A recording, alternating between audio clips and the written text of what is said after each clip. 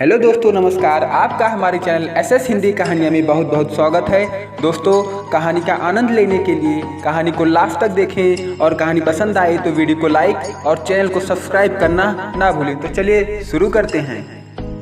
भैया, आप तो जानते हैं कि रीना को दिल की बीमारी है। वह दूसरे का तो क्या अपना भी ख्याल नहीं रख पाती है और मेरा टूरिंग जॉब है, इसलिए हमारा माँ को रख पाना संभव नहीं हो पाएगा। भैया, मैं माँ को रख तो लेती, लेकिन महीने भर बाद ही रिंकी चिंकी की परीक्षाएं प्रारंभ होने वाली है। घर भी छोटा है, इसलिए चाहकर भी मैं माँ को अपने साथ रख पाने में असमर्थ हूँ। सुरेश और नीतू से लगभग एक सा उत्तर सुनकर अजय एकाएक सोच नहीं पा रहे थे कि वो क्या करें। पुत्री मधु की मई में डिलीवरी है। उसके सास ससुर के ना होने के कारण बड़े आग्रह से विदेशवासी दामाद अभिनव और मधु ने उन्हें कुछ महीनों के लिए बुलवाया था। टिकट भी भेज दिए थे। आशा का कहना था कि 6 महीने की ही तो बात है, कुछ दिन अम्मा जी भैया या दीदी के पास रह लेंगी। इसी आशा से उन्होंने दोनों जगह फोन किए थे, किंतु दोनों जगह से सदा की तरह नकारात्मक रुख पाकर वे परेशान हो उठे थे। आशा अलग मुंह फुलाए बैठी थी। अम्मा जी पिछले 30 वर्षों से हमारे पास रह रही हैं और अब 6 महीने उन्हें अपने पास रखने की बात आई तो एक की बीवी की तबीयत ठीक नहीं है और दूसरे का घर छोटा है।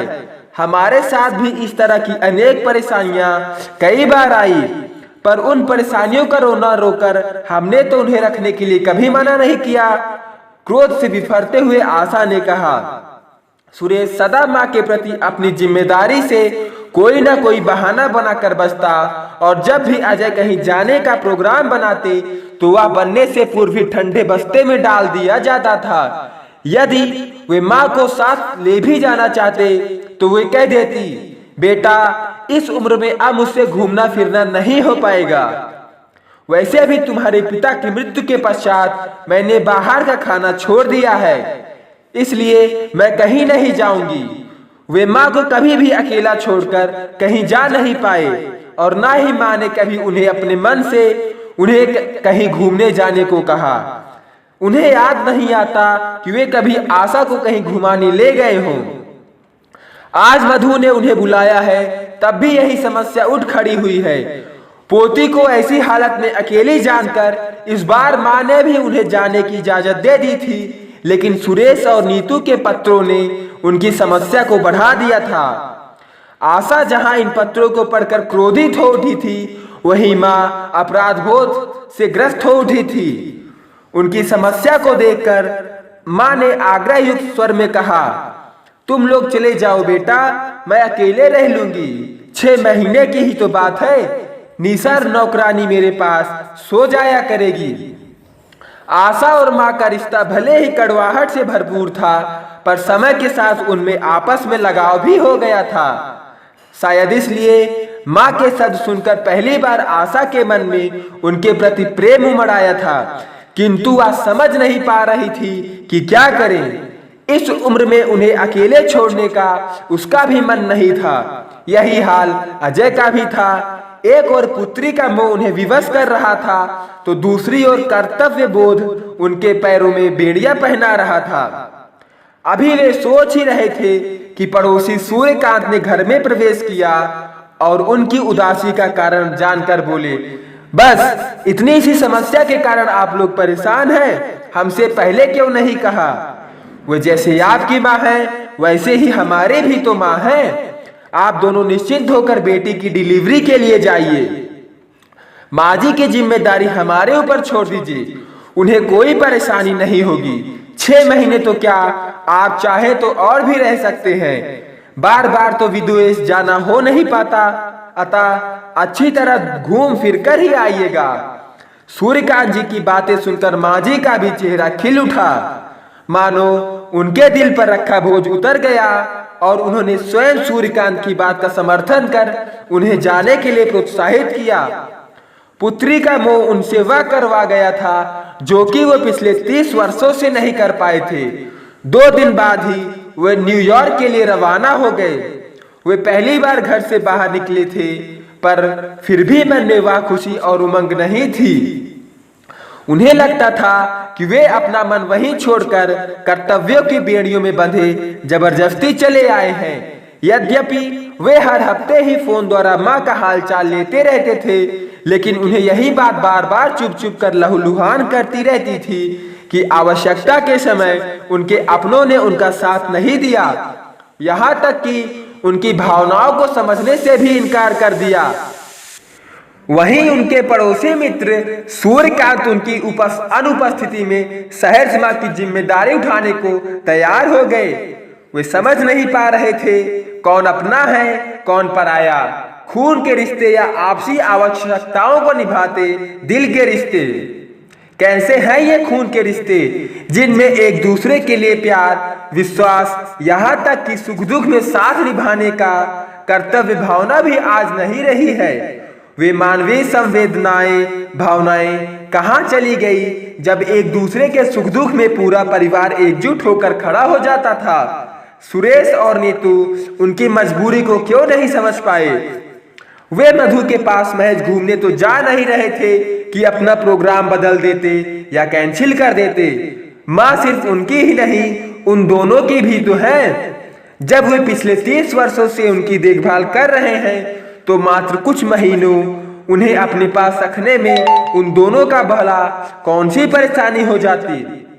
सुख दुख, छोटी मोटी परेशानियां तो सदा इंसान के साथ लगी रहती हैं। इनसे डरकर लोग अपने कर्तव्यों से मुख तो नहीं मोड़ लेते। न्यूयॉर्क पहुंचने के 15 दिन बाद ही अजय और आशा नाना नानी बन सुख से अभिभूत हो उठे। मधु की पुत्री आंचल को गोद में उठाकर एकाएक उन्हें गले लगा कि उनकी सारे मनोकामनाएं पूरी हो गई हैं। मधु उनकी इकलौती पुत्री थी, उनकी सारी आशाओं का केंद्र बिंदु थी।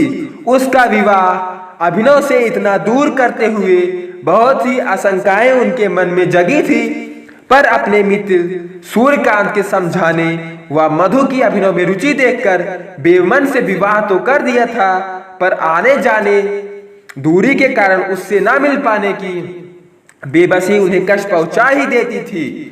लेकिन अब बेटी का सुखी घर संसार देखकर उनकी आंखें भर आई। आंचल भी थोड़ी बड़ी हो चली थी, अतः अभिनव और मधु सप्ताह में उन्हें कहीं न कहीं घुमाने का कार्यक्रम बना लेते। स्टैचू ऑफ लिबर्टी के सौंदर्य ने उनका मन मोह लिया था। टाइम स्क्वायर की चहल पहल देखकर लगा सचमुच ही किसी ने कहा है कि न्यूयॉर्क कभी सोता नहीं है। वहीं मैडम तुषार म्यूजियम के मोम की प्रतिमाएं इतनी सजीव लग रही थी कि विश्वास ही नहीं हो रहा था कि वो मोम की बनी है। अभिनव और मधु ने मम्मी पापा के लिए वॉशिंगटन और नियाग्रा फॉल देखने के लिए टिकट बुक करने के साथ होटल की बुकिंग भी करवा दी थी। उनके साथ वे दोनों भी जाना चाहते थे, पर आंचल के छोटी होने के कारण नहीं जा पाए। वॉशिंगटन में जहां कैनेडी स्पेस म्यूजियम देखा, वहीं व्हाइट हाउस तथा सीनेट की भव्य इमारत ने आकर्षित किया। नियाग्रा फॉल की खूबसूरती तो देखते ही बनती थी। हमारे होटल का कमरा भी फैल व्यू पर था। यहाँ आकर आशा तो इतनी अभिभूत हो गई कि उसके मुंह से बस एक ही बात निकलती थी, मेरी सारी शिकायतें दूर हो गई।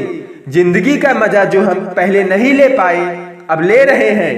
मन करता है इस दृश्य को आंखों में भर लूं और खोलूं ही नहीं। उसका उतावलापन देखकर ऐसा लगता था मानो वह 20-25 वर्ष की युवती बन गई है। वैसे ही जिद, प्यार और मनुहार लगता था समय ठहर जाए, पर ऐसा कब हो पाया है। समय की आबाद धारा को भला कोई रोक पाया है। देखते देखते उनके लौटने के दिन नजदीक आते जा रहे थे। उन्होंने अपने रिश्तेदारों के लिए उपहार खरीदने प्रारंभ कर दिए। एक डिपार्टमेंटल स्टोर से दूसरे डिपार्टमेंटल स्टोर, एक मॉल से दूसरे मॉल के चक्कर काटने में ही सुबह से शाम हो जाती थी। सबके लिए उपहार खरीदना वास्तव में कष्टप्रद था, लेकिन इतनी दूर जा आकर भी सबके लिए कुछ न कुछ ले जाना भी आवश्यकता था। वैसे भी विदेशी वस्तुओं के आकर्षण से भारतीय अभी तक मुक्त नहीं हो पाए हैं। यह बात अनु के बेतहाशा शॉपिंग करने से स्पष्ट परिलक्षित भी हो रही थी। एक दो बार तो अजय ने उसे टोका तो वह बोली, जीवन में पहली बार तो घर से निकली हूँ, कम से कम अब तो अपने अरमान पूरे कर लेने दो। वैसे भी इतनी अच्छी चीजें भारत में कहाँ मिलेंगी। लेकिन अब इसे कौन बताए कि अब भारत ही किसी से पीछे नहीं रहा। मधु और अभिनव के सहयोग से खरीदारी का काम भी पूरा हो गया। अंत में सूर्यकांत और उनकी पत्नी शशि के लिए उपहार खरीदने की उनकी पेशकश पर मधु को आश्चर्यचकित देखकर वे बोले, बेटी वे पराये अवश्य हैं, लेकिन तुम यह क्यों भूल रही हो कि इस समय तुम्हारी दादी की देखभाल की जिम्मेदारी निभाकर उन्होंने अपनों से अधिक हमारा साथ दिया है, वरना हमारा तुम्हारे पास आना भी संभव ना हो पाता। परिवार के सदस्यों के लिए उपहार ले जाना मेरी नजर में रस्म अदायगी है, लेकिन उनके लिए उपहार ले जाना मेरा कर्तव्य है। लौटने पर अभी व्यवस्थित भी नहीं हो पाए थे कि भाई सुरेश व बहन नीतू सब परिवार आ गए। क्रोध भी आया कि यह भी नहीं सोचा कि 6 महीने के पश्चात घर लौटने पर फिर से व्यवस्थित होने में समय लगता है। अजय के चेहरे पर गुस्सा देख आशा ने उन्हें किनारे ले जाकर धीरे से कहा, गुस्सा थूक दीजिए, यह सोचकर खुश होने का प्रयत्न कीजिए कि कम से कम इस समय तो सबने आकर हमारा मान बढ़ाया है। आप बड़े हैं, भूल चूक माफ कर बड़प्पन दिखाइए। आशा की बात सुनकर अजय ने मन में क्रोध को दबाया, सकारात्मक सोच से उनका स्वागत किया।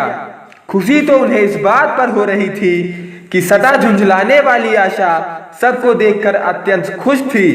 शायद इसे अपने विदेश प्रवास का आंखों देखा हाल सुनाने के लिए कोई तो चाहिए था। इतने दिनों तक घर परिवार के झंझटों से मुक्त रहने तथा मन माफिक भ्रमण करने के कारण उसका तन मन खुशियों से ओतप्रोत था और इसी खुशी में सभी को सम्मिलित कर वह अपनी खुशी दोगुनी करना चाहती थी। मैंने और आशा ने काफी सोच विचार के पश्चात तुम सभी के लिए उपहार खरीदे हैं, वे तुम्हें जरूर पसंद आएंगे। शाम को फुर्सत के क्षणों में अजय ने सूटकेस खोलकर प्रत्येक को उपहार पकड़ाते हुए कहा। अटैची खाली हो चुकी थी, उसमें एक पैकेट पड़ा देखकर सबकी निगाहें उसी पर टिकी थी। उसे उठाकर आशा को देखते हुए अजय ने कहा, यह उपहार सूर्यकांत और शशि भाभी के लिए है, जाकर उन्हें दे आओ। लेकिन उनके लिए उपहार लाने की क्या आवश्यकता थी? अम्मा ने प्रश्नवाचक नजरों से पूछा। अम्मा, शायद तुम भूल गई कि तुम्हारे अपने जो तुम्हें कुछ माह भी अपने पास रखने को तैयार नहीं हुए थे, उस समय सूर्यकांत और उनकी पत्नी शशि ने न केवल हमारी समस्या को समझा बल्कि तुम्हारी देखभाल की जिम्मेदारी उठाने को भी सहर्ष तैयार हो गए। अम्मा, तुम्हारी निगाहों में उनकी भलमन सहित की भले ही कोई कीमत ना हो या तुम्हारे लिए वे आज भी पराए हो, पर मेरे लिए आज सूर्यकांत पराए होकर भी मेरे अपनों से बढ़कर हैं। कहते हुए अजय के स्वर में ना चाहते हुए भी कड़वाहट आ गई। आशा उपहार लेकर सूर्यकांत और शशि भाभी को देने चली गई थी। सच बात सुनकर सबके चेहरे उतर गए थे। अजय जानते थे कि उनके अपने उनसे उपहार प्राप्त करके भी खुश नहीं है, क्योंकि वे उनके प्रेम से ले आए उपहारों को पैसे के तराजू पर तौल रहे हैं, जबकि सूर्यकांत और शशि उनसे प्राप्त उपहारों को देखकर फूले नहीं समा रहे होंगे, क्योंकि उन्हें उनसे कोई अपेक्षा नहीं थी। उन्होंने एक माँ की सेवा कर मानवीय धर्म निभाया था। दोस्तों, तो आज की कहानी में बस इतना ही। कहानी पसंद आई हो तो कमेंट बॉक्स में जरूर बताएं और ऐसी ही कहानियां सुनने के लिए चैनल को सब्सक्राइब और बेल आइकन को ऑल पे करना ना भूलें। तो मिलते हैं आपसे अगले वीडियो में, तब तक के लिए नमस्कार।